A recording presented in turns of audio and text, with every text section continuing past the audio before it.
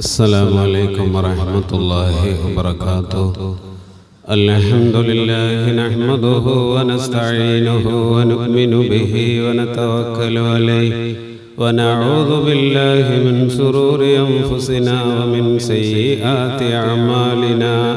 من يهده الله فلا مضل له ومن يضلله فلا هادي له.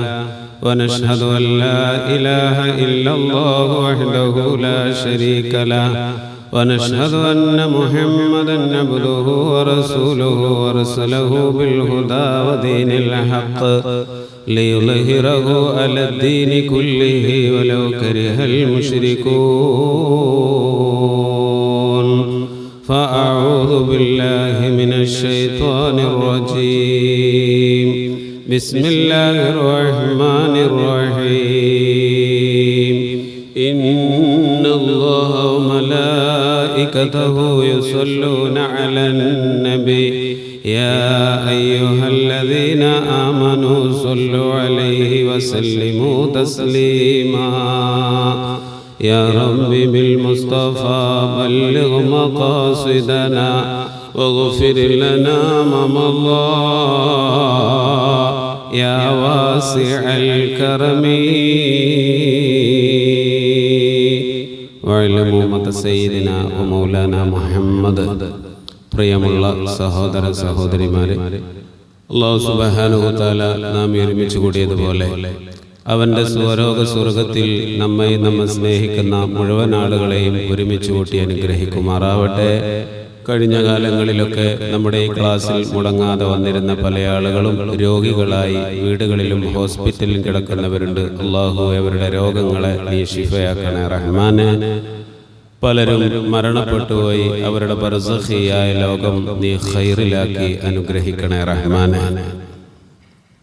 നാവ് കൊണ്ടുള്ള വിപത്തുകൾ എന്ന വിഷയമാണ് നമ്മൾ ചർച്ച ചെയ്തുകൊണ്ടിരിക്കുന്നത്. ഇൻഷാ അല്ലാഹ് കഴിഞ്ഞ ആഴ്ച നമ്മൾ പറഞ്ഞതിൻ്റെ ഒന്ന് രണ്ട് ഹദീസുകൾ കൂടെ സൂചിപ്പിച്ച ശേഷം കളവ് പറയുന്നതിനെ കുറിച്ചുള്ള ഹദീസുകളാണ് നമ്മൾ പറഞ്ഞിരുന്നത്. ചില പ്രത്യേക സാഹചര്യങ്ങളിൽ കളവ് പറയൽ അനിവാര്യമായിട്ട് വരും, ചില സമയങ്ങളിലൊക്കെ അത് നന്മയായിട്ട് വരും. ആ വിഷയവും കൂടെ സൂചിപ്പിച്ച് ഇന്ന് ബഹുമാനപ്പെട്ട അഹ്മദുൽ കബീർ റിഫായി റളിയല്ലാഹു അൻഹുവിന്റെ ആണ്ട് നടക്കുന്നതായ ദിനമാണ്. മഹാനവറുകളെ കുറിച്ച് ഒന്ന് രണ്ട് കാര്യങ്ങളൂടെ സൂചിപ്പിച്ച് ഇന്ന് നമുക്ക് ക്ലാസ് അവസാനിപ്പിക്കണം. അല്ലാഹു തആല തൗഫീഖ് നൽകി അനുഗ്രഹിക്കുമാറാവട്ടെ. ഇന്ന് നമ്മുടെ ക്ലാസ്സിലേക്ക് ഒരു സഹോദരി കുറച്ച് ഉദ്ദേശങ്ങൾ വെച്ചുകൊണ്ട് കുറച്ച് പലഹാരങ്ങൾ മൗലിദിലേക്ക് നൽകിയിട്ടുണ്ട്. അല്ലാഹു തആല ആ സഹോദരിയുടെ ഹലാലായ മുറാദുകൾ വീട്ടി കൊടുക്കുമാറാവട്ടെ. കളവുമായി ബന്ധപ്പെട്ട ഹദീസുകളാണ് നാം ചർച്ച ചെയ്യുന്നത്. ബഹുമാനപ്പെട്ട ഹുജ്ജത്തുൽ ഇസ്ലാം അബൂ ഹമദ് അൽ ഗസ്സാലി റളിയല്ലാഹു അൻഹു അവിടുത്തെ ഇഹ്യാ ഉലൂമുദ്ദീൻ എന്ന് പറയുന്ന ഒരു കിതാബിൽ നമ്മളോട് വളരെ വിശാലമായി നാവ് കൊണ്ടുള്ള വിപത്തുകളെ കുറിച്ച് പറഞ്ഞതാണ് നാം പറയുന്നത്. ഇബ്നു ഉമർ റളിയല്ലാഹു അൻഹു റിപ്പോർട്ട് ചെയ്യുന്ന ഒരു ഹദീസിൽ കാണാം, മഹാൻ പറയുകയാണ്, നബി സല്ലല്ലാഹു അലൈഹി വസല്ലമ തങ്ങൾ പറഞ്ഞു, ഇന്നൽ അബ്ദ ലയക്ദിബുൽ കദ്ബ. ഒരു മനുഷ്യൻ കള്ളം പറയുന്നുവെങ്കിൽ ഫയതബഅദുൽ മലക്കു അൻഹു മസീറത മൈലിൻ മിൻ നതനി മാ ജാഅ ബിഹി.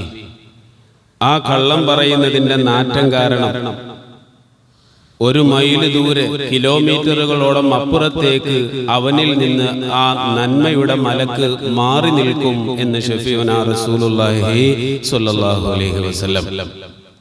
ഒരു നാറ്റമുള്ള സ്ഥലത്ത് കൂടെ നമ്മൾ നടന്നാൽ, അല്ലെങ്കിൽ ഒരു മനുഷ്യന് ദുർഗന്ധമുള്ള ഒരാളാണ് എങ്കിൽ അദ്ദേഹത്തിന്റെ അടുത്തിരിക്കാൻ നമുക്ക് സാധിക്കുകയില്ല.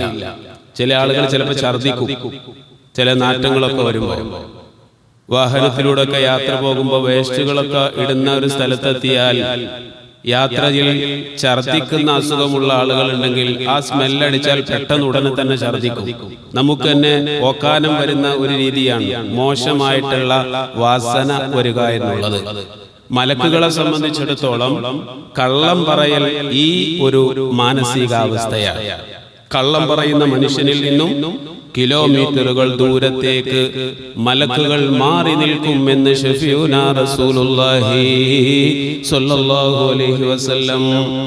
അനസ് ബിൻ മാലിക് റളിയല്ലാഹു അൻഹുവിനെ തൊട്ടുദ്ധരിക്കുന്ന മറ്റൊരു ഹദീസിൽ പറയുകയാണ്, ഖാല നബിയ്യു സ്വല്ലല്ലാഹു അലൈഹി വസല്ലം, നബി സ്വല്ലല്ലാഹു അലൈഹി വസല്ലമ തങ്ങൾ പറഞ്ഞു, തഖബ്ബലു ഇലയ്യ ബിസിത്തിൻ തഖബ്ബൽ ലക്കും ബിൽ ജന്ന. 6 കാര്യങ്ങൾ നിങ്ങൾ എനിക്ക് ഉറപ്പ് തരികയാണെങ്കിൽ നിങ്ങൾക്ക് സ്വർഗം തരാം എന്ന് നിങ്ങളോട് ഞാൻ വാഗ്ദാനം ചെയ്യുന്നു. നബി തങ്ങൾ എണ്ണുകയാണ്. ഒന്നാമത്തത് ഫഖാലു, സ്വഹാബത്ത് ചോദിച്ചു, വമാ ഹുന്ന, അത് ഏതൊക്കെയാണ് നബിയേ? ഖാല റസൂലുള്ളാഹി സ്വല്ലല്ലാഹു അലൈഹി വസല്ലം, നബി തങ്ങൾ പറയുകയാണ്, 6 കാര്യം നമ്മുടെ ജീവിതത്തിൽ നമ്മൾ സൂക്ഷിച്ചാൽ സ്വർഗമുണ്ട് എന്ന് നബി തങ്ങൾ പറഞ്ഞ കാര്യങ്ങൾ. ഇദാ ഹദ്ദസ അഹദുകും ഫലാ യക്ദിബ്, ഒരാൾ സംസാരിച്ചാൽ കള്ളം പറയാതിരിക്കുക. കള്ളം പറയില്ല എന്ന് നിങ്ങൾക്ക് ഉറപ്പ് തന്നാൽ സ്വർഗം നിങ്ങൾക്ക് ഞാൻ വാഗ്ദാനം ചെയ്യുന്നു. നബി തങ്ങൾ പറയാണ്, വഇദാ വഅദ ഫലാ യുഖ്ലിഫ്, അതേപോലെ ഒരാളോട് ഒരു വാഗ്ദാനം ചെയ്തിട്ട് ആ വാഗ്ദാനം നിങ്ങൾ ലംഘിക്കുകയില്ല. ഞാൻ ഒരിക്കലും ഒരാളോട് ഒരു വാഗ്ദാനം ചെയ്താൽ അത് ലംഘിക്കൂല എന്ന് എനിക്ക് ഉറപ്പ് തരുമെങ്കിൽ സ്വർഗമുണ്ട് എന്ന് ഞാനും ഇതാ ഉറപ്പ് തരികയാണ്. ഒരാളെ വിശ്വസിച്ചു എന്നിട്ട് അയാളെ വഞ്ചിക്കുകയില്ല എന്ന് നിങ്ങൾക്ക് ഉറപ്പ് തരാൻ കഴിയുമോ? എങ്കിൽ അവനും സ്വർഗമുണ്ട് എന്ന് ഞാൻ വാഗ്ദാനം ചെയ്യുന്നു. നിങ്ങളുടെ കണ്ണുകളെ നിങ്ങൾ സൂക്ഷിക്കുക. അനാവശ്യമായ നോട്ടങ്ങളിലേക്ക് പോവാതെ. ഇതൊക്കെ ഇന്നത്തെ കാലത്ത് വളരെയേറെ ഗൗനിക്കേണ്ടതാണ്. ഒരു പക്ഷേ ഒരു 19 വർഷം മുമ്പ് ഈ പറഞ്ഞ വാചകം അബ്സ്വാറക്കും, നിങ്ങളെ കണ്ണുകളെ നിങ്ങൾ സൂക്ഷിക്കണം, നിങ്ങൾ ചിമ്മണം എന്ന് പറയുമ്പോ അതിന്റെ ഗൗരവം ഒരു പക്ഷേ അന്നുള്ള ആളുകൾക്ക് മനസ്സിലായിക്കൊള്ളണം എന്നില്ല അതിന്റെ ഗൗരവം. എന്നാൽ ഇന്ന് നമ്മൾ നോക്കുക, സോഷ്യൽ മീഡിയ നമ്മൾ തുറന്നാൽ, നമ്മളൊക്കെ ഉപയോഗിക്കുന്ന ഫോൺ നമ്മളൊന്ന് തുറന്നാൽ, നമ്മൾ പോലും വിചാരിക്കാത്ത പല ഇമേജുകളും അതിലേക്ക് കടന്നു വരികയാണ്. പുറത്തോട്ട് നമ്മൾ പോകുമ്പോൾ കാണുന്നതായ കാഴ്ചകൾ, അല്ലേ, എന്തെല്ലാം കാഴ്ചകൾ. ഈ കണ്ണുകളെ നിങ്ങൾ സൂക്ഷിക്കുക. നബി തങ്ങൾ പറയുന്നു, വഹ്ഫളൂ ഫുറൂജക്കും, നിങ്ങളുടെ ഗുഹ്യ ഭാഗങ്ങളെ നിങ്ങൾ സൂക്ഷിക്കുക, അതും എനിക്ക് ഉറപ്പ് തരിക. അതേപോലെ വകുഫൂ ഐദീകും, നിങ്ങളുടെ കൈകളെ കൊണ്ട് മറ്റൊരാൾക്ക് ഒരു നിലക്കുമുള്ള ദ്രോഹവും ചെയ്യില്ല എന്ന് നിങ്ങൾ എനിക്ക് ഉറപ്പ് തന്നാലും ജനങ്ങളെ, ഈ 6 കാര്യം എന്നോട് നിങ്ങൾ ഉറപ്പ് തരുമെങ്കിൽ ഞാൻ ഉറപ്പ് തരുന്നു നിങ്ങൾക്ക് സ്വർഗമുണ്ട് എന്ന് ഷഫീഉനാ റസൂലുള്ളാഹി സ്വല്ലല്ലാഹു അലൈഹി വസല്ലം. കൈകൊണ്ടുള്ള ഉപദ്രവം എന്ന് പറയുമ്പോൾ ഒരാളെ ഇടിക്കലും തൊഴിക്കലും മാത്രമായി നമ്മൾ കാണണ്ട. നേരത്തെ പറഞ്ഞതുപോലെ ഇപ്പോഴത്തെ ഓരോ ക്ലിക്ക് മതിയല്ലോ. ഒരാൾ ഒരു പ്രസംഗം പറഞ്ഞു, അല്ലെങ്കിൽ ഒരു പാട്ട് പാടി, അല്ലെങ്കിൽ ഒരാളുടെ ഫോട്ടോ കണ്ടു, അതിന്റെ താഴേക്ക് എഴുതുന്നതായ കമന്റുകൾ, നമ്മൾ ചെയ്യുന്നതായ ഷെയറുകൾ, ഓരോ ക്ലിക്കുകൾ, ഇതൊക്കെ കൈകൊണ്ടുള്ള ഉപദ്രവങ്ങളാണ്. കൈകൊണ്ടുള്ള ഉപദ്രവം എന്ന് പറയുമ്പോൾ ഫലമായിട്ടായിരുന്നു നേരത്തെ ഞാൻ സൂചിപ്പിച്ചത്, ഒരു 10-25 കൊല്ലം മുമ്പ് കൈകൊണ്ട് ഒരാൾ ഉപദ്രവിക്കുക എന്ന് പറഞ്ഞാൽ അവിടെ തൊഴിക്കലും അടിക്കലും മാത്രമായിട്ട് നമുക്ക് കാണായിരുന്നു. ഇപ്പൊ തൊഴിക്കും അടിക്കൊന്നും വേണ്ട, അതിനേക്കാൾ 10 മടങ്ങായിട്ടുള്ള ഉപദ്രവത്തിന്റെ കണ്ടുപിടുത്തങ്ങൾ ഇന്ന് ലോകം അടക്കിവാണിരിക്കുകയാണ്. ഒരു റൂമിന്റെ ഉള്ളിലിരുന്ന് നമുക്ക് ലക്ഷക്കണക്കായ ആളുകളെ കൈകൊണ്ട് ഉപദ്രവിക്കാം, അല്ലേ? ഷെയറിലൂടെ, കമന്റിലൂടെ ഓരോന്ന് എഴുതി വിട്ടുകൊണ്ട് നമുക്ക് ഉപദ്രവിക്കാം. ഈ ഒരു കാലഘട്ടത്തിലാണ് നമ്മൾ ജീവിക്കുന്നത്. ഈ 6 കാര്യങ്ങൾ നിങ്ങൾ അനുഷ്ഠിക്കുകയില്ല എന്ന് എനിക്ക് ഉറപ്പ് തന്നാൽ സ്വഹാബികളെ നിങ്ങൾക്ക് ഞാൻ സ്വർഗമുണ്ടെന്ന് തരാം. അപ്പൊ ഇതിൽ ആദ്യമായി നബി തങ്ങൾ പറഞ്ഞ പോയിന്റ്, അതിനാണ് ഞാൻ ഈ ഹദീസ് പറഞ്ഞത്. ആദ്യം പറഞ്ഞത് എന്താ? ഇദാ ഹദ്ദസ അഹദുകും ഫലാ യക്ദിബു, സംസാരിച്ചാൽ കള്ളം പറയൂല എന്ന് നിങ്ങൾക്ക് ഉറപ്പ് തരാൻ കഴിയുമോ? ഇതാണ് ഈ 6 കാര്യങ്ങൾ എനിക്ക് ഉറപ്പ് തന്നാൽ സ്വർഗം തരാം എന്ന് നബി തങ്ങൾ പറഞ്ഞ വിഷയത്തിൽ ഒന്നാമതായി നബി തങ്ങൾ കൊണ്ടുവന്നത് ഈ കള്ളം പറയുന്നതുമായി ബന്ധപ്പെട്ടാണ്. മറ്റൊരു ഹദീസുണ്ട്, പിശാചിന് ചില പ്രത്യേകമായ ലേഹ്യങ്ങളുണ്ടെന്നാണ് നബി സല്ലല്ലാഹു അലൈഹി വസല്ലം തങ്ങൾ പഠിപ്പിക്കുന്ന ഒരു ഹദീസിൽ കാണാം. ഇമാം ത്വബറാനിയാണ് ഈ ഹദീസ് ഉദ്ധരിക്കുന്നത്. ഇന്നലി ശൈത്വാനിക ഹല്ലാ വലഊഖൻ വനശൂഖൻ, തീർച്ചയായും പിശാചിന്റെ കയ്യിൽ ചില സുറുമകളുണ്ട്, ചില ലേഹങ്ങളുണ്ട്, അതേപോലെ ചില നാസിക ചൂർണവുമുണ്ട്. പിശാചിന് മൂക്കിൽ പുരട്ടാനൊക്കെ ഉപയോഗിക്കുന്ന ചില നാസിക ചൂർണം, ലേഹ്യമുണ്ട് പിശാചിന്, ചില സുറുമകളുണ്ട്. എന്നിട്ട് അതെന്താണ് എന്ന് നബി സല്ലല്ലാഹു അലൈഹി വസല്ലമ തങ്ങൾ വിശദീകരിക്കുകയാണ്. അമ്മാ ലഉഖുഹു ഫൽകദിബു, കള്ളം പറയുക. ഒരു മനുഷ്യൻ നുണ പറയുന്നുവെങ്കിൽ അതാണ് പിശാചിന്റെ ലേഹ്യം എന്ന് പറയുന്നത്. ലേഹ്യം എന്തിനാ ഉപയോഗിക്കുന്നത്? ശരീരം നന്നാവാനും കൊഴുക്കാനും ഒക്കെ അല്ലേ? നുണ പറയുന്ന ഒരു മനുഷ്യനെ സംബന്ധിച്ചിടത്തോളം അത് പിശാചിന്റെ ലേഹ്യമാണ് എന്ന് പറയുമ്പോൾ പിശാച് അവനിൽ ഉഷാറായി നിലനിൽക്കാൻ ഈ നുണ ഉപകാരപ്പെടും. അഊദു ബില്ലാഹി മിനശ് ശൈത്വാനിർ റജീം, ബിസ്മില്ലാഹിർ റഹ്മാനിർ റഹീം തുടങ്ങിയ വാക്യങ്ങൾ കേട്ടാൽ, ബാങ്ക് കേട്ടാൽ പിശാച് ഓടിപ്പോകും എന്നാണ് ഹദീസുകളിലുള്ളത്. പിശാചിന് നിൽക്കാൻ കഴിയാത്ത വാക്യങ്ങളാണ് ഇതൊക്കെ.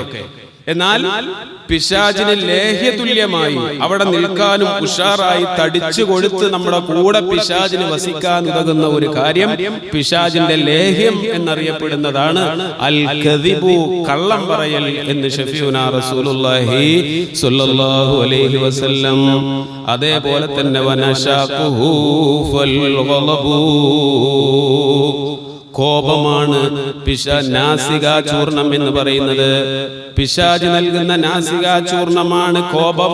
അവന് മൂക്കത്താണ് ശുണ്ഠി എന്ന് നമ്മൾ പറയൂലേ, അത് തന്നെയാണ് ഇവിടെ ഉദ്ദേശിക്കുന്നത്. കോപം അത് പിശാച് അവന്റെ മൂക്കിൽ പുരട്ടുന്ന അല്ലെങ്കിൽ മൂക്കിൽ പെരുമാറുന്ന ഒരു ചൂർണമാണ്. കോപവും എത്രത്തോളം ഒരു മനുഷ്യനിലുണ്ടോ അത്ര കണ്ട് പിശാച് അവനെ സ്വാധീനിക്കും. ഞാൻ ദേഷ്യം വന്നപ്പോ പറഞ്ഞതാണ്, ഒരു ദേഷ്യത്തിൽ ഞാൻ അങ്ങോട്ട് ചെയ്തു പോയതാണ്. ചില കാര്യങ്ങളൊക്കെ നമ്മൾ ചെയ്തതിനും പറഞ്ഞതിനും ശേഷം പറയുന്ന ഒരു ഡയലോഗാണ്. ഇതന്നെ അവിടെ ഉദ്ദേശിക്കുന്ന അനാവശ്യമായിട്ടുള്ള ദേഷ്യം. പിന്നെയോ ഒരു മനുഷ്യൻ സുറുമ എന്ന് പറയുന്നത്, പിശാചിന്റെ സുറുമ എന്ന് പറയുന്നത് ആരാധനകൾ നഷ്ടപ്പെടുത്തുന്നതായ ഉറക്കം, നിസ്കാരം ഖളാ ആക്കുന്ന ഉറക്കം, ദിക്റിന്റെ മജ്ലിസിൽ വന്നാൽ ഉറക്കം. ചില ആളുകളുണ്ട് ഹദ്ദാദ് ചെല്ലുമ്പോൾ അങ്ങനെ ഉറങ്ങി തൂങ്ങും, മൗലിദിന്റെ സദസ്സിൽ വന്നാലും ഉറങ്ങും, വെള്ളിയാഴ്ച ഖുതുബ ഓതിക്കൊണ്ടിരിക്കുന്ന സമയത്തും ഉറങ്ങും. ഇത് പിശാചിന്റെ സുറുമയാണ്. നമ്മൾ ശ്രദ്ധിച്ചാൽ പിശാച് സുറുമയിട്ട സുന്ദരമായ ഉറക്കം കിട്ടും. ഏത് സമയത്ത് ഉറക്കം? രാത്രി കടന്നുറങ്ങണ ഉറക്കമല്ല, ഉറക്ക ഗുളിക കഴിച്ചിട്ട് ഉറങ്ങുന്ന ഉറക്കമല്ല. പിശാച് ഒരു മനുഷ്യനെ ഉറക്ക ഇബാദത്തിന് തടസ്സമായി കൊണ്ടുള്ള ഉറക്കം. വെള്ളിയാഴ്ച നമ്മൾ ആലോചിച്ചാൽ മതി, ഞാൻ ഇപ്പൊ ഖുതുബ ഇങ്ങനെ ഓതുമ്പോ ഇങ്ങനെ ശ്രദ്ധിച്ചാൽ ഉറങ്ങിക്കൊണ്ടിരിക്കുക, അത് പിശാചിന്റെ ഉറങ്ങിപ്പിക്കലാണ്, തോന്നിപ്പിക്കലാണ്. ദിക്റിന്റെ സദസ്സ്, മൗലിദിന്റെ സദസ്സ്, വഴന്നിന് പോയാൽ നല്ല കാര്യം കേൾക്കുന്നതിന് തടസ്സമായിട്ട് നമുക്ക് ഉറക്കം വരുന്നുണ്ടോ എങ്കിൽ അത് പിശാചിന്റെ സുറുമയാണ്. ഷഫീഉനാ റസൂലുള്ളാഹി സ്വല്ലല്ലാഹു അലൈഹി വസല്ലം. ഒരു മനുഷ്യൻ ചിലപ്പോൾ രാത്രി കുറെ ഉറക്കമണിയിച്ച് ജോലിയൊക്കെ ചെയ്ത് അല്ലെങ്കിൽ ഒരു രാത്രി ഉറങ്ങാൻ പറ്റിയില്ല, അദ്ദേഹം പിറ്റേ ദിവസം ചിലപ്പോൾ ഖുർആൻ ഓതുമ്പോഴും നിസ്കരിക്കുമ്പോഴും കുറച്ച് ഉറക്കത്തിന്റെ ക്ഷീണവും പ്രയാസവും ഒക്കെ ഉണ്ടാവും. അതല്ല, പൊതുവെ നല്ല കാര്യങ്ങളിൽ എവിടെ പോയാലും ഉറക്കം വരും, ഉറക്കം തൂങ്ങുന്ന ഒരു സ്വഭാവം ഇതാണ്. ഈ മൂന്ന് കാര്യത്തിൽ ഒന്നാമതായി നബി സല്ലല്ലാഹു അലൈഹി വസല്ലം തങ്ങൾ പറഞ്ഞത്, പിശാചിന്റെ ലേഹ്യം എന്ന രീതിയിൽ പറഞ്ഞത് അൽ കദിബു, കള്ളം പറയലിനെയാകുന്നു എന്ന് ഷഫീഉനാ റസൂലുള്ളാഹി സ്വല്ലല്ലാഹു അലൈഹി വസല്ലം. ഇനിയും ഒരുപാട് ഹദീസുകളുണ്ട്. ഞാൻ തൽക്കാലം ആ വിഷയം ഒന്ന് അവസാനിപ്പിച്ച്, കള്ളം പറയുന്ന വിഷയം നമ്മൾ കഴിഞ്ഞ ആഴ്ചയും സൂചിപ്പിച്ചത്. ഇനി ഇത്രത്തോളം ഭയാനകമാകുന്ന ഒരു തിന്മയാണ് കള്ളം പറയൽ എങ്കിൽ ഈ കള്ളം പറയൽ ചില ഘട്ടങ്ങളിൽ അനിവാര്യമായി തീരും. അത് നമ്മൾ മനസ്സിലാക്കണം. കള്ളം പറയാൻ പാടില്ല. അതിന്റെ ഭയാനകതയും പ്രയാസപ്പെടുത്തലുമാണ് ഇതുവരെ നമ്മൾ പറഞ്ഞത് എങ്കിൽ ചില അവസരങ്ങളിൽ കള്ളം പറയൽ അനിവാര്യമായി വരും. മൈമൂൻ ഇബ്നു മിഹ്റാൻ റളിയല്ലാഹു അൻഹു പറയുന്നു, ചില അവസരങ്ങളിൽ കള്ളം പറയൽ സത്യം പറയുന്നതിനേക്കാൾ ഉത്തമമാണ്. ശരിക്കും ശ്രദ്ധിക്കണം, ഈ വാക്കുകളെ ആരും തെറ്റിദ്ധരിക്കരുത്, മനസ്സിലാക്കിയിട്ട് പറയണം. ചില അവസരങ്ങളിൽ സത്യം പറയുന്നതിനേക്കാൾ ഉത്തമമായിരിക്കും കള്ളം പറയൽ. അതിന്റെ ഒരു ഉദാഹരണം മഹാൻ പറയുകയാണ്. ഒരു മനുഷ്യനെ ഒരാൾ വധിക്കാൻ വേണ്ടി ഓടി വരികയാണ്. കത്തിയോ അല്ലെങ്കിൽ വാളോ അല്ലെങ്കിൽ തോക്കോ ഒക്കെ പിടിച്ച് ഒരാൾ വെടിവെക്കാനോ വെട്ടാനൊക്കെ വേണ്ടി വരികയാണ്. അദ്ദേഹം നേരെ വന്ന് നമ്മളോട് അഭയം ചോദിച്ചു, നമ്മുടെ വീട്ടിനകത്തേക്ക് കയറി. നമ്മുടെ വീടിന്റെ അടുത്ത് വരുന്നത് വരെ ഉള്ളൂ ആ കൊല്ലാൻ വരുന്ന ആള് ഇയാളെ കണ്ടതുണ്ട്. നമ്മളെ വീട്ടിൽ കയറി ഈ പുറകിൽ വരുന്ന ആള് തോക്ക് ചൂണ്ടിയിട്ട് അല്ലെങ്കിൽ കൈയും കത്തിയും പിടിച്ചിട്ട് പറയാണ്, ഇതിൽ ഓടി വന്ന ഇന്ന ആളെ നീ കണ്ടോ എന്ന് ചോദിച്ചാൽ എന്ത് പറയണം? ഉണ്ട്, ഇവിടെ ഉണ്ട് എന്നുള്ള സത്യം പറഞ്ഞാൽ അയാൾ കൊല്ലും. കള്ളം പറയാൻ പാടില്ല എന്ന് നമ്മൾ പറഞ്ഞു. അവിടെ ആ കൊല്ലാൻ വരുന്ന അക്രമിയോട് കളവ് പറയൽ നിനക്ക് അനിവാര്യമാണ്. എന്ത് പറയണം? ഞാൻ അയാളെ കണ്ടിട്ടില്ല, അല്ലെങ്കിൽ ഇവിടെ അയാളില്ല എന്ന് പറയണം. എന്തിനു വേണ്ടി? ഈ മനുഷ്യന്റെ ജീവൻ രക്ഷിക്കാൻ വേണ്ടി. ഇത് കള്ളം പറയൽ അനുവദനീയമായ ഒരു രൂപമാണ് എന്ന് മൈമൂൻ ഇബ്നു മിഹ്റാൻ റളിയല്ലാഹു അൻഹു പറഞ്ഞ സംഭവം ബഹുമാനപ്പെട്ട ഇമാം ഗസാലി റളിയല്ലാഹു അൻഹു ഉദ്ധരിക്കുന്നു. ബഹുമാനപ്പെട്ട ഉമ്മു കുൽസൂം റളിയല്ലാഹു അൻഹ നിവേദനം ചെയ്യുന്ന ഒരു ഹദീസിൽ കാണാം, മഹദി പറയുകയാണ്, മാ സമിഅതു റസൂലുള്ളാഹി സ്വല്ലല്ലാഹു അലൈഹി വസല്ലം യുറഖിസു ഫീ ശൈഇൻ മിനൽ കദിബി ഇല്ലാ ഫീ സലാസ്. നബി തങ്ങൾ പറയുന്നതായി ഞാൻ കേട്ടിട്ടുണ്ട്, കള്ളം പറയുന്നതിൽ നിന്ന് ഇളവ് നൽകപ്പെട്ടത് 3 കാര്യങ്ങളിലാണ്. 3 വിഷയങ്ങൾ ഉണ്ടാകുമ്പോൾ അവിടെ കള്ളം പറയാം. നബി തങ്ങൾ അങ്ങനെ പറഞ്ഞിട്ടുണ്ട് എന്ന് ഈ മഹദി പറയുന്നു. ഏതാണ് 3 കാര്യങ്ങൾ? അർറജുലു യഖൂലുൽ ഖൗല യുരീദു ബിഹി അൽ-ഇസ്ലാഹ്. രണ്ടാളുകൾക്കിടയിൽ യോജിപ്പിക്കൽ ഉദ്ദേശിച്ചുകൊണ്ട് ഒരാൾ കള്ളം പറയുന്നുവെങ്കിൽ പിണങ്ങിയ 2 ആളുകളാണ്, ശത്രുതയിൽ നിൽക്കുന്ന 2 ആളുകളാണ്. ഈ 2 ആളുകളെയും പരസ്പരം അങ്ങോട്ടും ഇങ്ങോട്ടും മിണ്ടാനും അവരെ യോജിപ്പിക്കാനും പിന്നീട് ശത്രുതയില്ലാതെ പോകാനും ഒരു കള്ളം പറയുന്നത് കൊണ്ട് കഴിയുമെങ്കിൽ അവിടെ ഒരു കള്ളം പറയാം. മനസ്സിലാവുണ്ടല്ലോ? 2 ആളുകൾക്കിടയിൽ, പിണങ്ങി നിൽക്കുന്ന ആളുകൾക്കിടയിൽ സുൽഹ് ആക്കുന്നതിന് വേണ്ടി ഒരു കള്ളം പറയാം. ഇത് ഒന്നാമത്തത്. വറജുലു യഖൂലുൽ ഖൗലു ഫിൽ ഹർബി. അതേപോലെ യുദ്ധതന്ത്രങ്ങളുടെ ഭാഗമായിട്ടും കള്ളം പറയാം, യുദ്ധത്തിന് വേണ്ടിയിട്ടും. വറജുലു യുഹദ്ദിസു ഇംറഅതുഹു. ഭാര്യയോടും ചില പിണക്കം മാറുന്നതിന് വേണ്ടി, അതേപോലെ ഭർത്താവിനോടും ചില പിണക്കങ്ങൾ മാറുന്നതിന് വേണ്ടി ചില കള്ളങ്ങൾ പറയാം. ഈ കള്ളങ്ങൾ പറയുന്ന 2 വിഷയങ്ങൾ എടുത്തു നോക്കിയാലും അത് നന്മയിലേക്ക് കൊണ്ടുവരുന്നതിന് വേണ്ടിയാണ്. യുദ്ധത്തിൽ പറയുന്നത് നന്മയ്ക്ക് വേണ്ടിയാണ്, പക്ഷേ സ്നേഹത്തിൽ പോവാൻ, ശത്രുതാ മനോഭാവം ഇല്ലാതെയാക്കാൻ. ലൈസ ബികദ്ദാബിൻ മൻ അസ്ലഹ ബൈന ഇത്നൈനി ഫഖാല ഖൈറൻ ഔ നമാ ഖൈറാ. നബി തങ്ങൾ പറയുന്നു, 2 ആളുകൾക്കിടയിൽ യോജിപ്പുണ്ടാകുകയും എന്നിട്ട് നല്ലത് പറയുകയും നന്മ വളർത്തുകയും ചെയ്തവൻ അവൻ കള്ളം പറഞ്ഞവനല്ല, അവൻ കള്ളം പറഞ്ഞതായ ഗണത്തിൽ പെടില്ല. 2 ആളുകളെ നന്നാക്കാൻ പറഞ്ഞതായ ഒരു കള്ളം പറഞ്ഞെങ്കിൽ അവനെ കദ്ദാബ്, കള്ളം പറയുന്നവൻ എന്ന് രേഖപ്പെടുത്തൂല. കള്ളം പറഞ്ഞവന് നേരത്തെ വന്ന ചില അപശകുനങ്ങളായി അല്ലെങ്കിൽ തിന്മകളായി പരലോകത്ത് നൽകുന്ന ആ കാര്യങ്ങളൊന്നും ഈ വിഷയത്തിന് വേണ്ടി കള്ളം പറഞ്ഞവന് ലഭിക്കുകയില്ല എന്ന് ഷഫീഉനാ റസൂലുള്ളാഹി സ്വല്ലല്ലാഹു അലൈഹി വസല്ലം. അബൂ ഖാഹിലുൽ അഹ്മസ് റളിയല്ലാഹു അൻഹു പറയുന്ന ഒരു സംഭവം കാണാം. അദ്ദേഹം ഒരു സ്വഹാബിയാണ്. ഈ സ്വഹാബി പിണങ്ങി നിൽക്കുന്ന 2 സ്വഹാബിമാരെ കണ്ടു. പരസ്പരം അങ്ങോട്ടും ഇങ്ങോട്ടും കുറെ ദിവസങ്ങളായി പിണങ്ങിയവരല്ല. അങ്ങോട്ടും ഇങ്ങോട്ടും സംസാരിച്ചപ്പോ രണ്ടുപേർക്കും ഇഷ്ടപ്പെടാത്ത കാര്യങ്ങൾ അങ്ങോട്ടും ഇങ്ങോട്ടും പറഞ്ഞ് രണ്ടുപേരും കുറച്ച് സുഖത്തിലല്ലാതെ പിരിഞ്ഞുപോയി. ഈ പോയി കുറച്ചു കഴിഞ്ഞപ്പോ അവിടെ ഉണ്ടായിരുന്ന ഈ സ്വഹാബി പറയുകയാണ്, അബൂ കാഹിൽ അഹ്മസ് റളിയല്ലാഹു അൻഹു പറയുന്നു, ഞാൻ ഈ പിണങ്ങിപ്പോയ ഒരു സ്വഹാബിയുടെ അടുത്തേക്ക് ചെന്നിട്ട് പറഞ്ഞു, അല്ലയോ സഹോദരാ, നീ എന്തിനാണ് അയാളെ വഴക്ക് പറഞ്ഞത്? അയാൾ നിന്നെ കുറിച്ച് നല്ലത് മാത്രമേ പറഞ്ഞിട്ടുള്ളൂ, നീ അങ്ങനെ ഉപകാരം ചെയ്യുന്നവനാണ്, നീ ഇങ്ങനെ ചെയ്യുന്നവനാണ് എന്നൊക്കെ പറഞ്ഞ് നിന്നെ കുറിച്ച് നല്ല കാര്യങ്ങൾ മാത്രമാണ് അയാൾ എന്നോട് പറഞ്ഞത് എന്ന് ഒരാളോട് പറഞ്ഞു. ഇനി അതേ സ്വഭാവം മറ്റേയാളോട് പോയിട്ട് പറഞ്ഞു, നീ എന്തിനാ അവനോട് പിണങ്ങിയത്?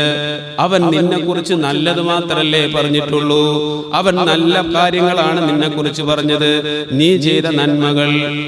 ഇങ്ങനെ രണ്ടുപേരോടും പരസ്പരം അങ്ങോട്ടും ഇങ്ങോട്ടും രണ്ടുപേർക്കും നല്ല അഭിപ്രായമാണ് എന്ന് പറഞ്ഞപ്പോ പിറ്റേ ദിവസം അവർ രണ്ടുപേരും കണ്ട സമയത്ത് അവർ സലാം പറഞ്ഞ് അവർ രണ്ടുപേരും യോജിപ്പിലായി. യഥാർത്ഥത്തിൽ ഈ സ്വഹാബി അങ്ങനെ പറഞ്ഞിട്ടില്ല. വിഷയം മനസ്സിലാവുണ്ടല്ലോ, കള്ളം പറഞ്ഞതാണ്.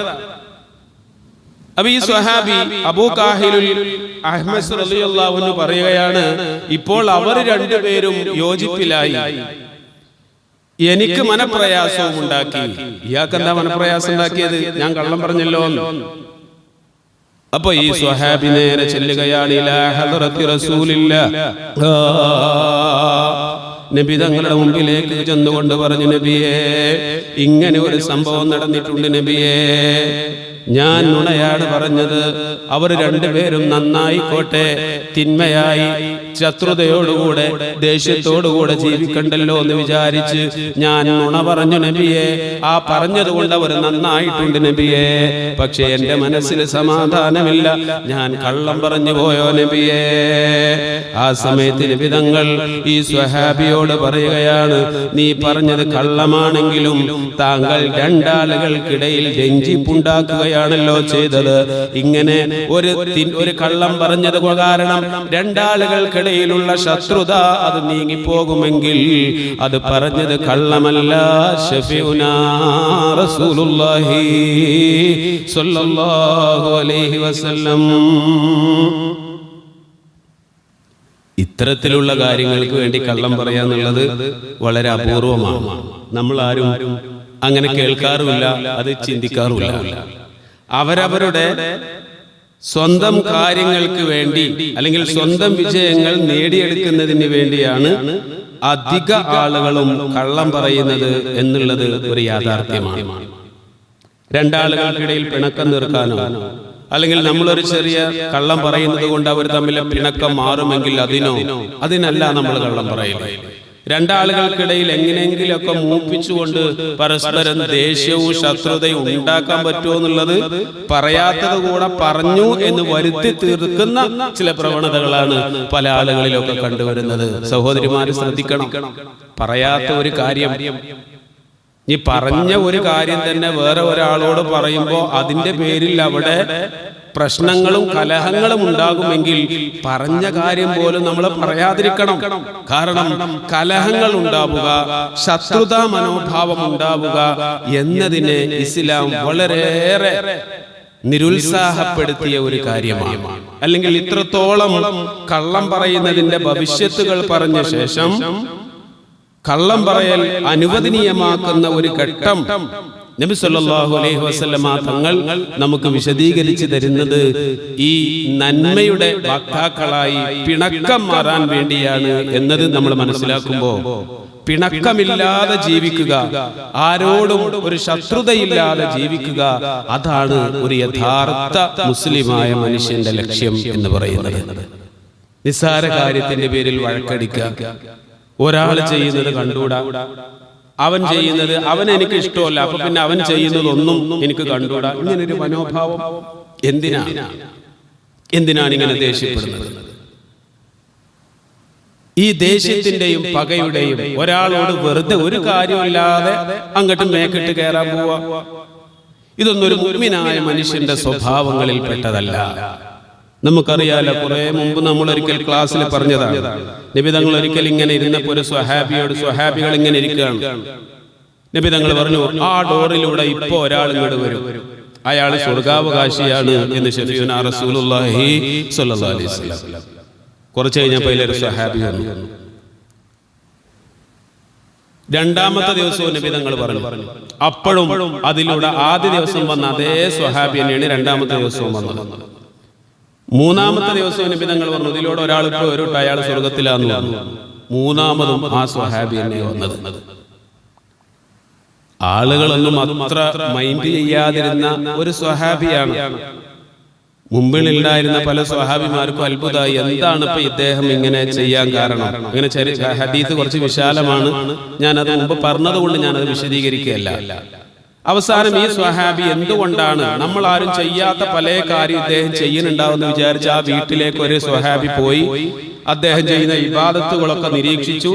അപ്പോ ഈ നിരീക്ഷിക്കാൻ പോയ സ്വഹാബി ചെയ്യുന്ന അത്ര ഇബാദത്ത് പോലും നബി തങ്ങൾ സ്വർഗത്തിലാന്ന് പറഞ്ഞ ആ സ്വഹാബി ചെയ്യണില്ല. അദ്ദേഹം ഫർളായ കാര്യങ്ങളൊക്കെ ചെയ്യുന്നുണ്ട്, സുന്നത്തൊന്നും ഇദ്ദേഹം ചെയ്യുന്നത് പോലെ ചെയ്യണില്ല. അവസാനം അയാൾ പോകുന്ന സമയത്ത് പറയാണ്, താങ്കളെ കുറിച്ച് നബി തങ്ങൾ ഇങ്ങനെ പറഞ്ഞു, എന്നാൽ ഞങ്ങളിൽ നിന്ന് വ്യത്യസ്തമായി കൂടുതലൊന്നും ഇബാദത്ത് ചെയ്യുന്നതായിട്ട് എനിക്ക് കാണാൻ കഴിഞ്ഞില്ല, എന്തായിരിക്കും അതിന്റെ കാരണം എന്ന് പറഞ്ഞപ്പോ ആ സ്വഹാബി പറയാണ്, എല്ലാ ദിവസവും ഞാൻ ഇങ്ങനെ തന്നെയാണ്, ഫർളായ കാര്യങ്ങളൊക്കെ ഞാൻ ചെയ്യാറുണ്ട്.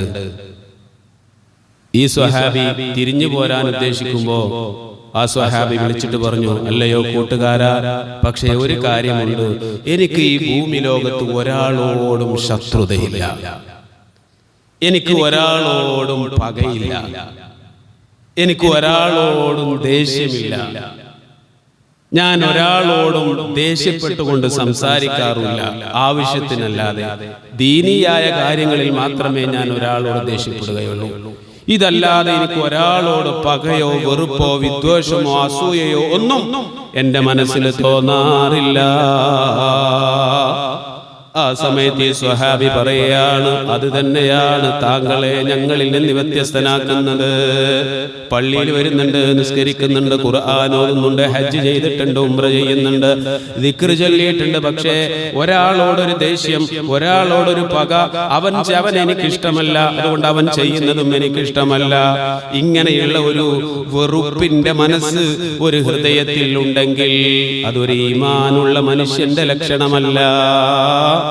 അതുകൊണ്ടാണ് ഈ മനസ്സിനകത്തുള്ള വെറുപ്പിനെ ഇല്ലായ്മ ചെയ്യുക എന്നത് ഇസ്ലാമിന്റെ അടിസ്ഥാനപരമായ ഒരു കാര്യമാണ്.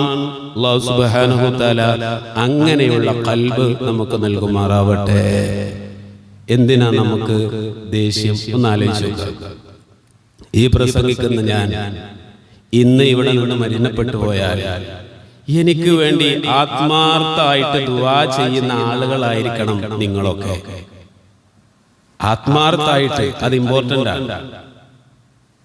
ഉസ്താദ് മരിച്ചു എന്ന് കേട്ടാൽ നിങ്ങളൊക്കെ മയ്യത്ത് നിസ്കരിക്കും, ദുആർക്കും, അതൊക്കെ ശരിയാ. പക്ഷെ ഖൽബിൽ തട്ടിയിട്ട് ആർക്കൊക്കെ ആമീൻ പറയാൻ പറ്റും? ഇനി നിങ്ങളിലേക്ക് ചേർത്തി നോക്കുക. ഞാനിപ്പോ ഇന്ന് മരിച്ചു, പള്ളിയിൽ വരുന്ന എത്ര ആളുകൾ എനിക്ക് വേണ്ടി ആത്മാർത്ഥമായിട്ട് ദുആ ചെയ്യും? ഞാൻ മരണപ്പെട്ടാൽ എൻ്റെ കുടുംബത്തിൽ എത്ര പേര് ആത്മാർത്ഥമായിട്ട് എനിക്ക് ദുആ ചെയ്യാനുണ്ടാകും? നാട്ടിലുണ്ടാകും, എൻ്റെ കൂട്ടുകാരിലുണ്ടാകും. നമ്മൾ ഓരോരുത്തരും ചിന്തിക്കേണ്ട ഒരു കാര്യമാണ്. അതല്ല ആ പണ്ടാരത്തിനെ കൊണ്ട് കുടുങ്ങി ഒന്ന് മരിച്ചു കിട്ടിയാൽ മതിയായിരുന്നു എന്ന രീതിയിലുള്ള സ്വഭാവമാണോ നമ്മളെ പെരുമാറ്റം കൊണ്ട് നമ്മുടെ കുടുംബങ്ങൾക്കും അയൽക്കാർക്കും നമ്മുടെ ചുറ്റുഭാഗത്തുള്ള ആളുകൾക്കുള്ളത്? അത് നമ്മൾ നോക്കണം. ഇവനെ കൊണ്ടുള്ള ശല്യം തീർന്നു പോയെങ്കിൽ എന്ന് പറഞ്ഞില്ലെങ്കിലും അങ്ങനെ കരുതാവുന്ന പ്രവർത്തനങ്ങളാണോ നമ്മൾ ചെയ്യുന്നത്? നമ്മൾ ഓരോ കാര്യം ഒരാളോട് പറയുമ്പോൾ, ഒരാളോട് ദേഷ്യപ്പെടുമ്പോൾ, ഒരാളോട് നമ്മളൊരു കാര്യം സംസാരിക്കുമ്പോൾ, എന്തിനാ ഞാനിത് പറയുന്നത്, എന്തിനാ ഞാനിത് ചെയ്യുന്നത്, അതുകൊണ്ട് എനിക്കെന്ത് നേട്ടം, ദീനിനെന്ത് നേട്ടം? നമ്മൾ ആലോചിക്കുക. മനസ്സിനകത്ത് വെറുപ്പിന്റെ അംശം ഇല്ലാതിരിക്കുക. ഇതാണ് ഇതിന്റെയൊക്കെ വളരെ പ്രധാനമർഹിക്കുന്ന ഒരു വിഷയം.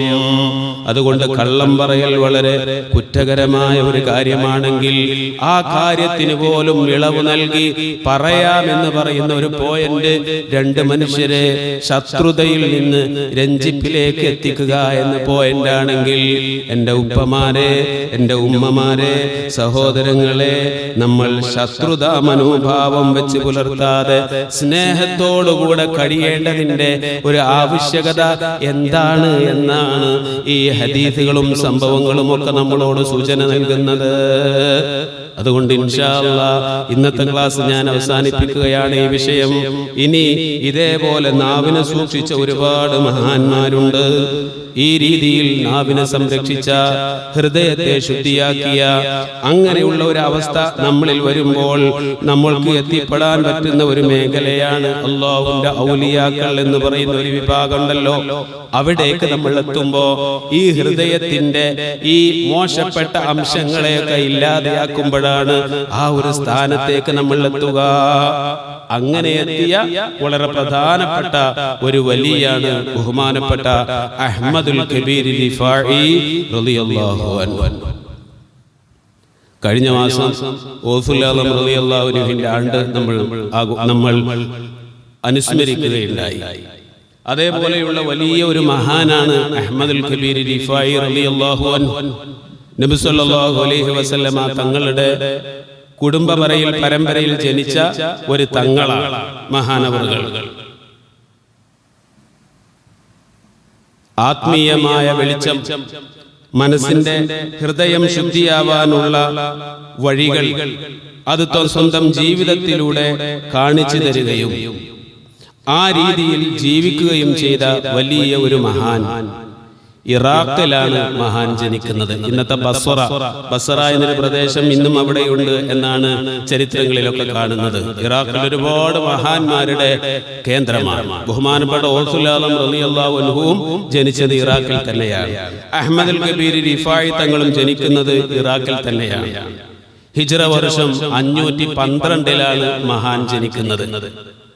ഇതിപ്പോ ഹിജ്റ 1447. ഏകദേശം 1000 കൊല്ലം, 950 വർഷം മുമ്പ് ജീവിച്ചിരുന്ന വലിയ ഒരു മഹാനാണ് അഹ്മദുൽ കബീർ റിഫാഇ റളിയല്ലാഹു അൻഹു. നബി തങ്ങളുടെ മകളുടെ മകൻ ഹസൻ റളിയല്ലാഹു അൻഹുവിന്റെ സന്താന പരമ്പരയിലേക്കാണ് മഹാനവറുകൾ എത്തിച്ചേരുന്നത്. ചെറുപ്രായത്തിലെ വിശുദ്ധ ഖുർആനും ഹദീസുകളും മനഃപ്പാഠമാക്കുകയും ആത്മീയമായി കളി തമാശകളിലൊന്നും ഏർപ്പെടാതെ ജീവിക്കുകയും ചെയ്തു എന്നതാണ് മഹാനവറുകളുടെ ചരിത്രം നമുക്ക് പറഞ്ഞു തരുന്നതായ ഭാഗങ്ങൾ. എല്ലാ വിജ്ഞാന ശാഖകളും മഹാൻ പഠിച്ച് പ്രാവർത്തികമാക്കിയെങ്കിലും ആത്മീയമായിട്ടുള്ള ജ്ഞാനം മനുഷ്യന്റെ മനസ്സ് നന്നാക്കാനും ദേഷ്യവും പകയും ചിത്രതയും ഉണ്ടാക്കാതെ എങ്ങനെ ആളുകളെ നല്ല സ്വഭാവത്തോട് കൊണ്ടുപോവാം എന്ന തസവ്വുഫിന്റെ അള്ളാഹുവിനെ മനസ്സിൽ കൊണ്ടു നടക്കുന്ന ആ അറിവുമായി ബന്ധപ്പെട്ടാണ് മഹാനവറുകൾ ജീവിച്ചതും. ആ രീതിയിലാണ് മഹാനവറുകൾ ശിഷ്യന്മാരെ വളർത്തിയെടുത്തതും. റിഫായി സരണി, റിഫായി തുരീഖത്ത് എന്ന് പറയുന്ന ഒരു സരണി തന്നെ മഹാനവറുകൾ ഉണ്ടാക്കിയതായി നമുക്ക് കാണാൻ കഴിയും. മഹാനവറുകളുടെ ജീവിതത്തിൽ പ്രധാനമായിരുന്ന ഒന്ന് പാവങ്ങളെയും ദരിദ്രരായിട്ടുള്ള ആളുകളോടും വലിയ സ്നേഹമായിരുന്നു. അവർക്ക് വേണ്ടി എന്തും ചെയ്യും. അവർക്ക് വേണ്ടിയായിരുന്നു മഹാനവറുകളുടെ ജീവിതം. മറ്റൊന്ന് കരുണ. അത് എല്ലാ ജീവജാലങ്ങളോടും കരുണയുള്ളവരായിരുന്നു. പൂച്ച, അതേപോലെ തന്നെ നായ, പട്ടി, ഇതിനോടൊക്കെ വളരെയേറെ കരുണയായിരുന്നു എന്ന് കാണാം. ഇസ്ലാമിനെ തെറ്റിദ്ധരിപ്പിക്കുന്ന ഒരു വിഷയമാണല്ലോ ഈ ഡോഗിന്റെ വിഷയം.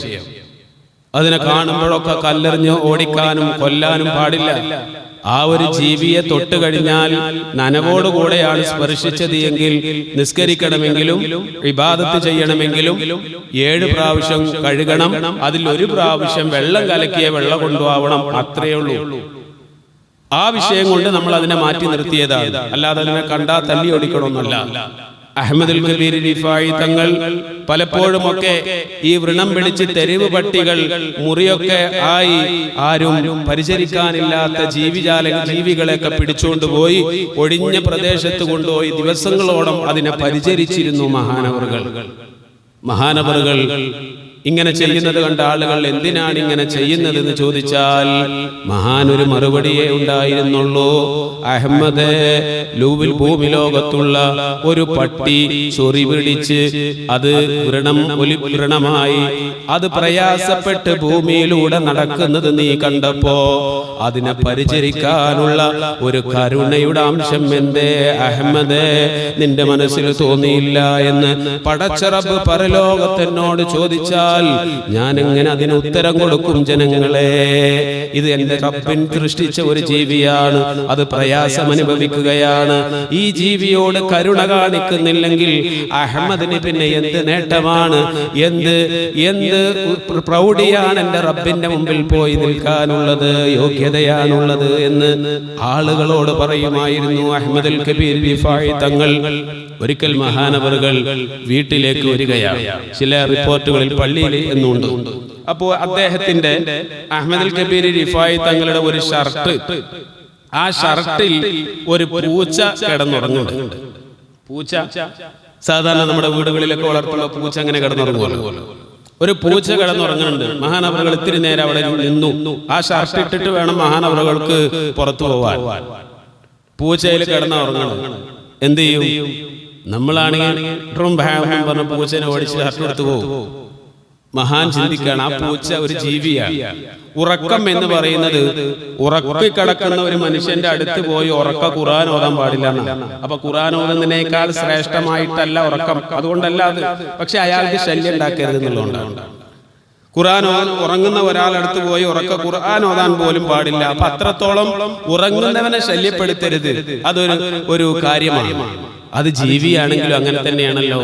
പക്ഷെ എനിക്ക് ആ ഷർട്ടും ഇടണം പുറത്തു പോവാൻ, വേറെ ഷർട്ടും ഇല്ല.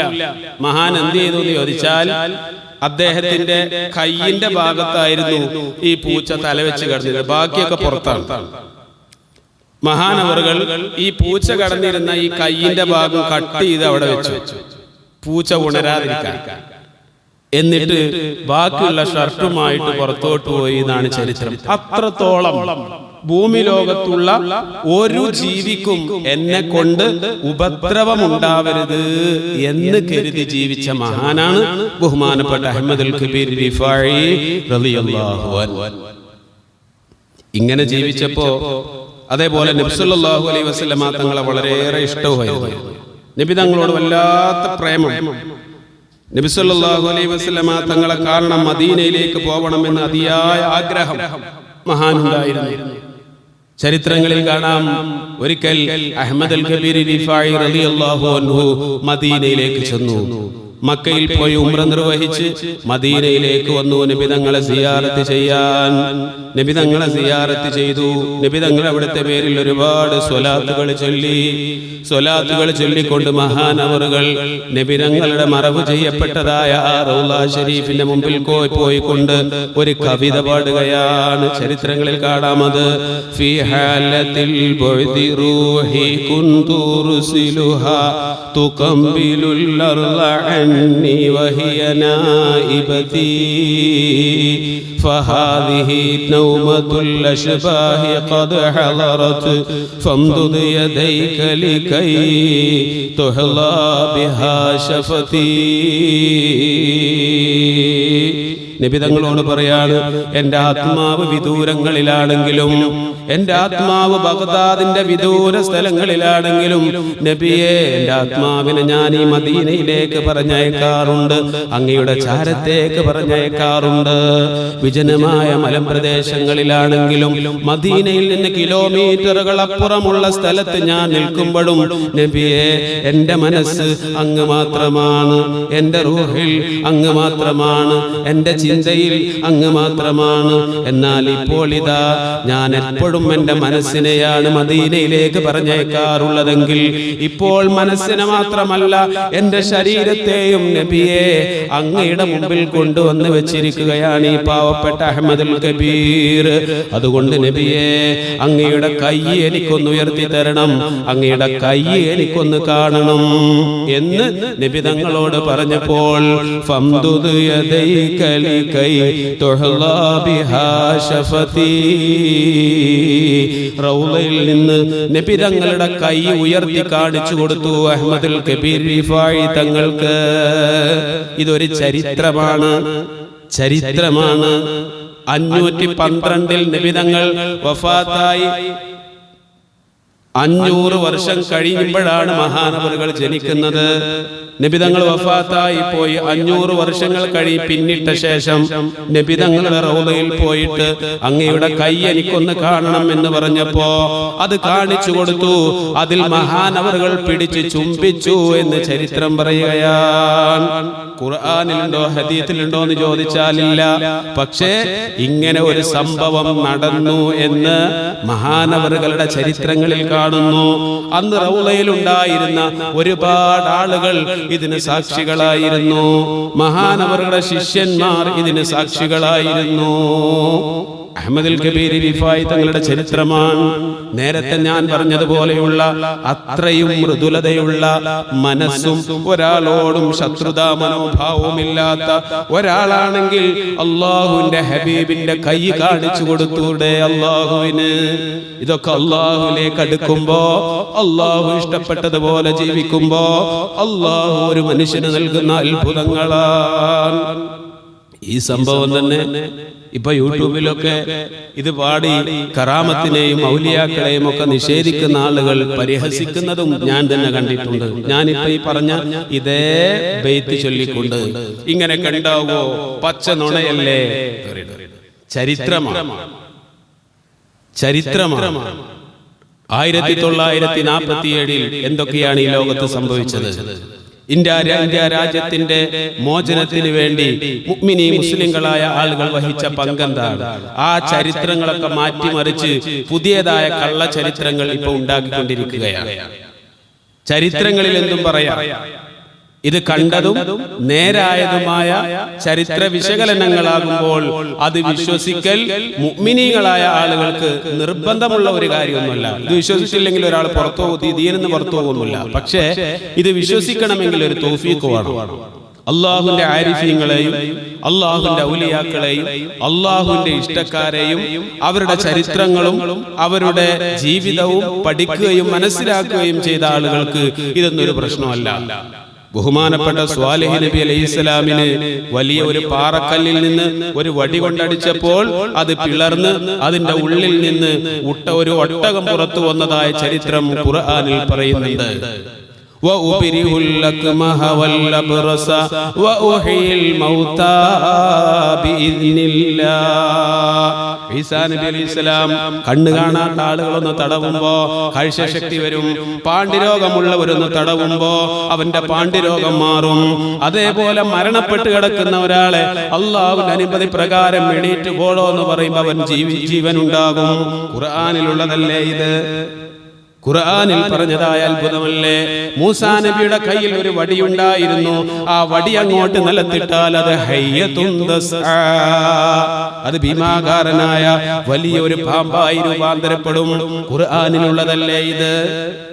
ഇങ്ങനെ അത്ഭുതങ്ങൾ ഇതൊക്കെ നമ്മളെ യുക്തി കൊണ്ട് അളന്നാൽ കിട്ടുന്നതാണോ? അല്ല. അള്ളാഹു ഇഷ്ടപ്പെട്ടതുപോലെ ജീവിക്കുമ്പോ അള്ളാഹു നൽകുന്നതായ കഴിവുകളാണ്. എന്നാൽ മരണപ്പെട്ടു പോയ ആളുകൾ ഇങ്ങനെ കൈയൊക്കെ ഉയർത്തുമോ? അവരുടെ ജീവിതത്തിൽ കാണുമോ? നബിതങ്ങൾ അതാ ഇസ്രാ മിഅ്റാജിന്റെ യാത്ര പോകുമ്പോ മക്കയിൽ നിന്ന് ബൈത്തുൽ മുഖദ്ദസിലേക്ക് പോയി അവിടെ വെച്ച് നിസ്കരിക്കുമ്പോ അവിടെ ആദം നബിയുണ്ട്. മുൻകാലത്ത് വഫാത്തായി പോയ ഒരുപാട് പ്രവാചകന്മാരുണ്ട്. അവർ തന്നെ നബിതങ്ങൾ 7ാം ആകാശത്തിലേക്കുള്ള യാത്രയിൽ ഓരോ ആകാശങ്ങളിലും അവൻ നബിതങ്ങളെ സ്വീകരിച്ചിരുന്നത് മുൻകാലത്ത് വഫാത്തായി പോയ പ്രവാചകന്മാരായിരുന്നു. ഇങ്ങനെയാണ്, ഇതൊക്കെ ഹദീസുകളാണ്.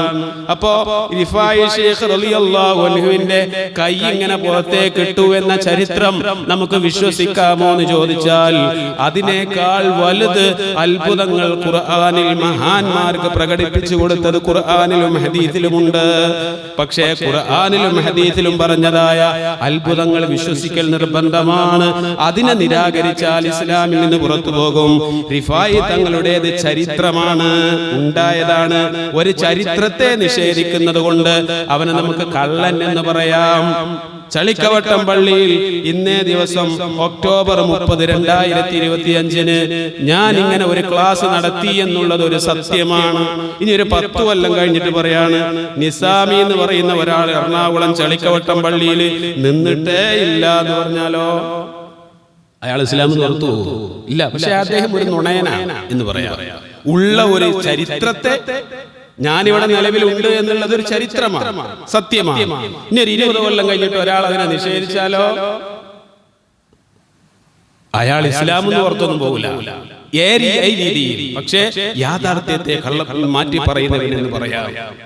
റിഫായി ശൈഖ് റളിയല്ലാഹു അൻഹുവിന്റെ ഈ ചരിത്രം മഹാനവറുകളുടെ ചരിത്രങ്ങളിൽ രേഖപ്പെടുത്തി കിടക്കുന്നതായ ഒരു സംഭവമാണ്. അതുകൊണ്ട് മഹാനവറുകളുടെ ഈ ആണ്ട് നടക്കുന്ന ഈ ദിനത്തിൽ മഹാനെ കുറിച്ചുള്ള ചെറിയ ഒരു സംഭവം ഞാൻ പറഞ്ഞു എന്നേ ഉള്ളൂ.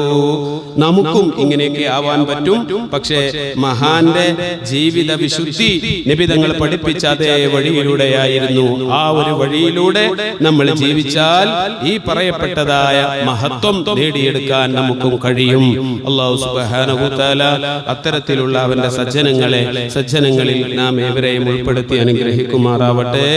ആമീൻ എന്ന് ദുആ ചെയ്തുകൊണ്ട് ഇൻഷാ അല്ലാഹ് ഒരു ഹിക്കായത്ത് മൗലിദ് ഓതി ദുആ ചെയ്തുകൊണ്ട് നമുക്ക് പിരിഞ്ഞു പോകാം. ഇന്നത്തെ നമ്മുടെ ഈ പരിപാടിയിലേക്ക് ഒരു സഹോദരി കുറച്ച് മധുര പലഹാരങ്ങൾ നമുക്ക് നൽകിയിട്ടുണ്ട്. അദ്ദേഹം അവർക്ക് വേണ്ടി പ്രത്യേകം ദുആയുണ്ട്. അതോടൊപ്പം വേറെയും ഒരുപാട് ആളുകൾ നമ്മളോട് ദുആ കൊണ്ട് വസിയത്ത് ചെയ്തവരുണ്ട്. അവർക്ക് വേണ്ടിയൊക്കെ ഇൻഷാ അല്ലാഹ് നമുക്ക് ദുആ ചെയ്യണം. അല്ലാഹു തആല നമ്മുടെ ഈ സദസ്സിനെ കബൂലാക്കുമാറാവട്ടെ. ആമീൻ. ബിസ്മില്ലാഹിർ റഹ്മാനിർ റഹീം. ഇന്നല്ലാഹ വമലായികതഹു യുസല്ലൂന അലൻ നബി യാ അയ്യുഹല്ലദീന ആമനൂ സ്വല്ലു അലൈഹി വസല്ലിമു തസ്ലീമാ. بسم الله الرحمن الرحيم. وروي أن آمنة رضي الله عنها رأت حين وضعته صلى الله عليه وسلم نورا أضاء له قصور بصرى من أرض الشام. وروي أن آمنة رضي الله عنها قالت لما وضعته مددت عيني لأنظر ولدي فلما رأه ثم وجدته في المخدر وهو مكحول مدهون مختون ملفوف بثوب من الصوف الأبيض ألين من الحرير يفوه الطيب من جنابه فجعلت أنظر إليه فإذا منادي ينادي أخفه عن أعين الناس. قالت فما كان غيبته وحضوره إلا كلمح البصر. ولما كنت متحيرة من ذلك إذا بثلاثة نفر قد دخلوا علي كأن وجوههم أقمار وفي يد أحدهم إبريق من الفضة ومع الآخر تشت من الزبرجد الأخضر وفي يد الثالث حريرة بيضاء مطوية فنشرها فإذا هي خاتم يعير أعين الناظرين. من شدة نوره حمل بني وناوله لصاحب التشت وأنا أنظر إليه فغسله من ذلك الماء الذي في الإبريق 7 مرات ثم قال لصاحب اختم بين كتفيه بخاتم النبوة وهو خاتم النبيين وسيد أهل السماوات والأرض أجمعين. وقيل لما ولد صلى الله عليه وسلم خمدت تلك الليلة نار فارسة بعد الضرام ولم تكن خمدت قبل ذلك من ب1000 أيام وارتج إيوان كسرى وسقطت منه 14 شرفة وغاضت بحيرة صاوى فأصبحت أصنام الدنيا كلها منقوصة ورميت الشياطين من السماء بالشهب الثواقب وانبلج صبح الحق وبطل ما كان يعمله كل كاذب. وروي أن يحيى بن عروة أن نفرا من قريش كانوا عند صنم من أصنامهم قد اتخذوا ذلك اليوم عيدا من أيامهم ينحرون فيه الجزور ويأكلون ويشربون وقد عكفوا عليه يخوضون ويلعبون فدخلوا عليه فوجدوه مكبوبا على وجهه فانكروا عند ذلك عليه وردوه إلى حاله فانقلب انقلاب صاغر ففعلوا ذلك ثلاثا وهو لا يستقيم فلما رأوا ذلك أبدوا حزنا وتعلما فأصبح اليد الذي كانوا فيه مأتما فقال عثمان بن الهويث ما له قد أكثر التنكس إن هذا لأمر حدث وانشد وقلبه يصلى بالنار صلى الله على محمد صلى الله عليه وسلم صلى الله على محمد صلى الله عليه وسلم صلى الله على محمد يا ربي صلي وسلم يا صنم العيد الذي صفى حوله صناديد من بفد بعيد ومن قرب صلاة وتسليم وأزكى تحياتي فالمختار خير البرية تنكست مقلوبا فما ذاك كلنا فمن حزننا قد دارت العير بالسحب صلاة وتسليم وأزكى تحياتي على المصطفى المختار بيدي فإن كنت من ذنب آتينا فإننا نبوء بإقرار ونلوي عن الذنب صلاة وتسليم وأزكى تحياتي الله على المصطفى المختار وإن كنت مغلوبا ونكست صغيرا فما أنت في الأوثان بالسيد الرب صلاة وتسليم وأزكى تحياتي على المصطفى المختار تردنا لمولود أضاءت بنوره جميع فجاج الأرض خوفا من الرعب صلاة وتسليم وأزكى تحياتي الله على المصطفى المختار ونار جميع الفرس قد خمدت له وقد بات شاه الفرس في أعظم الكرب صلاة وتسليم وأزكى تحياتي الله على المصطفى المختار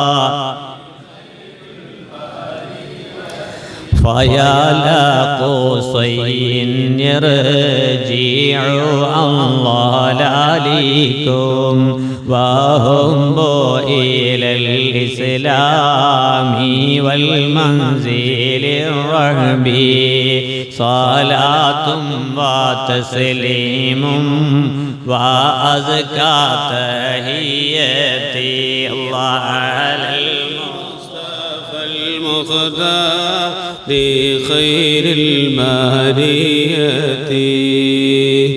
اللهم صل على سيدنا محمد الفاتح لما أغلق والخاتم لما سبق ناصر الحق بالحق والهادي إلى صراطك المستقيم وعلى آله حق قدره ومقداره العظيم. اللهم صل على سيدنا محمد الفاتح لما أغلق والخاتم لما سبق ناصر الحق بالحق والهادي إلى صراطك المستقيم وعلى آله حق قدره ومقداره العظيم. اللهم صل على سيدنا محمد الفاتح لما أغلق والخاتم لما سبق ناصر الحق بالحق والهادي إلى صراطك المستقيم وعلى آله حق قدره ومقداره العظيم. آمين. الحمد لله رب العالمين حمدا يوفي نعمه ويكافئ مزيدا. اللهم صل على رسولك سيدنا محمد وعلى آل سيدنا ومولانا محمد. അർഹമുറാഹിമീനായ അൽ മലിക്കുൽ ജബ്ബാറായ അല്ലാഹുവേ, ഞങ്ങൾ ഇതുവരെ പറഞ്ഞതിനെയും കേട്ടതിനെയും ഞങ്ങൾ ചൊല്ലിയ സ്വലാത്ത് സലാം നബി തങ്ങളുടെ മദ്ഹുകളെയും നീ കബൂലാക്കണേ റഹ്മാനേ. അല്ലാഹുവേ, ഞങ്ങൾ ഈ ഒരുമിച്ച് കൂടലും പറയലും പിരിയലും കേൾക്കലും ചൊല്ലലുമെല്ലാം പരലോകത്ത് ഞങ്ങൾക്ക് ഉപകാരമുള്ള അമലാക്കണേ അല്ലാഹ്. ഇതുകൊണ്ടൊക്കെ ഞങ്ങളെ ആഖിറം നീ വിജയിപ്പിക്കണേ റഹ്മാനേ. അല്ലാഹുവേ, ഇവിടെ ഒരുമിച്ചുകൂടി ആമീൻ പറയുന്ന ഓരോ ഉമ്മമാരും ഉപ്പമാര് കുട്ടികൾ സഹോദരങ്ങൾ പല ജാതി വിഷമങ്ങൾ പ്രയാസങ്ങളുള്ളവരാണ്. ഞങ്ങളെ എല്ലാവരുടെയും വിഷമങ്ങളെ പ്രയാസങ്ങളെ രോഗങ്ങളെ നീ ശിഫയാക്കണേ അല്ലാഹ്. പടച്ചവനെ, ഈ ക്ലാസ്സിലൊക്കെ മുടങ്ങാതെ വന്നിരുന്ന പല ഉമ്മമാരും ഉപ്പമാരും രോഗികളാണ്. വളരെയേറെ വിഷമത്തോടെ വീട്ടിൽ കഴിയുന്നവരുണ്ട്. ഭക്ഷണം കഴിക്കാൻ പ്രയാസമുള്ള ഉമ്മമാരുണ്ട്. അല്ലാഹുവേ, വേദന കൊണ്ട് വിഷമിക്കുന്ന സഹോദരങ്ങളുണ്ട്. എല്ലാവരുടെയും രോഗങ്ങളെ നീ ശിഫയാക്കണേ അല്ലാഹ്, നീ ശിഫയാക്കണേ അല്ലാഹ്. അല്ലാഹുവേ, ഞങ്ങളുടെ പ്രിയപ്പെട്ടതായ ഉപ്പ ഉമ്മ പലരും പ്രയാസത്തിലാണ്, പല നിലക്കുള്ള രോഗങ്ങളെ കൊണ്ട് ബുദ്ധിമുട്ടുന്നവരാ. എല്ലാ ശാരീരികവും മാനസികവുമായ വിഷമങ്ങളെ നീ അകറ്റണേ അല്ലാഹ്. പടച്ചവനെ, ദുനിയാവിലും ആഖിറത്തിലും റാഹത്തുള്ള സന്തോഷകരമായ ജീവിതം ഞങ്ങൾക്ക് നീ പ്രദാനം നൽകണേ റഹ്മാനേ. അല്ലാഹുവേ, ഞങ്ങൾ ഇതുകൊണ്ടൊക്കെ ഞങ്ങളെ ആഖിറം വിജയിപ്പിക്കണേ റഹ്മാനേ. അല്ലാഹുവേ, ആഖിറം സലാമത്തിലാക്കണേ അല്ലാഹ്. നാവ് കൊണ്ടുള്ള വിഷമിപ്പിക്കലിന്റെ പ്രത്യാഘാതങ്ങളാ ഞങ്ങൾ പറയുന്നത്. നാവിനെ സൂക്ഷിച്ച് ജീവിക്കുന്ന സജ്ജനങ്ങളിൽ ഞങ്ങളെ പെടുത്തണേ അല്ലാഹ്. സകല മനുഷ്യരോടും ജീവജാലങ്ങളോടും കരുണയുള്ള സ്നേഹമുള്ള റിഫായി തങ്ങളെ പോലുള്ള ഖൽബുള്ള മനസ്സ് നൽകണേ അല്ലാഹ്. അല്ലാഹുവേ, ഞങ്ങളെ ദുആനെ നീ സ്വീകരിക്കണേ റഹ്മാനേ. പടച്ചവനെ, ഇന്നത്തെ ഈ പരിപാടിയിലേക്ക് പലഹാരങ്ങൾ കൊണ്ടുവന്ന സഹോദരി, അവരുടെ ഉദ്ദേശങ്ങൾ എന്താണെന്ന് നിനക്കറിയാം. നീ വീട്ടണേ അല്ലാഹ്. അതിന്റെ ബറക്കത്ത് കൊണ്ട് എല്ലാ രോഗങ്ങളിൽ നിന്നും അവർക്ക് നീ മുക്തി കൊടുക്കണേ റഹ്മാനേ. അവരുടെ കുടുംബത്തിൽ നിന്ന് മരണപ്പെട്ടു പോയവർ സഖിയായ അവരുടെ ലോകം നീ ഖൈറിലാക്കണം റഹ്മാനേ. പടച്ചവനെ, ഞങ്ങളുടെ പ്രിയപ്പെട്ട ഉപ്പ, ഞങ്ങളുടെ പ്രിയപ്പെട്ടതായ ഉമ്മ, ഞങ്ങളെ സഹോദരങ്ങൾ, ഞങ്ങളെ സ്നേഹിച്ചിരുന്നവർ, ഈ ക്ലാസ്സിലേക്ക് മുടങ്ങാതെ പങ്കെടുത്തിരുന്നവർ, അല്ലാഹുവേ, പ്രത്യേകിച്ച് ഈ പള്ളിക്ക് ചുറ്റും മറവിട്ട് കിടക്കുന്ന ഒരുപാട് ഉപ്പമാരും ഉമ്മമാർ, അല്ലാഹുവേ, അവർക്കൊക്കെ നീ മഗ്ഫിറത്ത് നൽകണേ റഹ്മാനേ. പല പള്ളിക്കാടുകളിലായി ഞങ്ങളെ ദുആയും പ്രതീക്ഷ കഴിച്ചു കഴിയുന്ന ഞങ്ങളുടെ ഉമ്മമാരുണ്ട്. നീ പുറത്തു കൊടുക്കണേ അല്ലാഹ്. അവരെയും ഞങ്ങളെയും നിന്റെ സുവരോഗ സ്വർഗത്തിൽ നീ ഒരുമിപ്പിക്കണം റഹ്മാനെ. അല്ലാഹുവേ, ഞങ്ങളുടെ വീടുകളിലും കുടുംബങ്ങളിലും അയൽപക്ക വീടുകളിലും ഞങ്ങളുടെ ജമാഅത്തുകളിലും നീ പരസ്പര സ്നേഹവും ഐക്യവും നൽകണേ അല്ലാ. സമാധാനം നൽകണേ അല്ലാ. അല്ലാഹുവേ, ദുനിയാവിൽ ജീവിക്കുന്ന കാലം അത്രയും ഇസ്സത്തോടെ ആഫിയത്തോടെ ഒരു കാര്യത്തിലും ഒരാളുടെ മുമ്പിലും തലകുനിപ്പിക്കാതെ കൈനീട്ടാതെ ഇസ്സത്തോടെ ജീവിപ്പിക്കണേ അല്ലാ. അവസാനം മരണം ഖൈറാകുമ്പോൾ നീ ഇഷ്ടപ്പെടുന്ന സ്ഥലത്തും സമയത്തും ഇബാദത്തിലായി ആഖിബത്ത് നന്നാക്കി വെള്ളിയാഴ്ച രാവിൽ ലാ ഇലാഹ ഇല്ലല്ലാഹ് ചൊല്ലി മരിപ്പിക്കണേ അല്ലാ. اللهم ربنا آتنا في الدنيا حسنة وفي الآخرة حسنة وقنا عذاب النار آمين برحمتك يا أرحم الراحمين بفضله صلى الله على محمد صلى الله عليه وسلم صلى الله على محمد صلى الله عليه وسلم اللهم صل على محمد يا رب صل عليه وسلم إن شاء الله. അടുത്ത ആഴ്ച ആരെങ്കിലും ചീരണി കൊണ്ടുവരാൻ ഉദ്ദേശിക്കുന്നുണ്ടെങ്കിൽ നേരത്തെ എന്നോട് പറയണം. അസ്സലാമു അലൈക്കും വറഹ്മത്തുള്ളാഹി വബറകാതുഹു.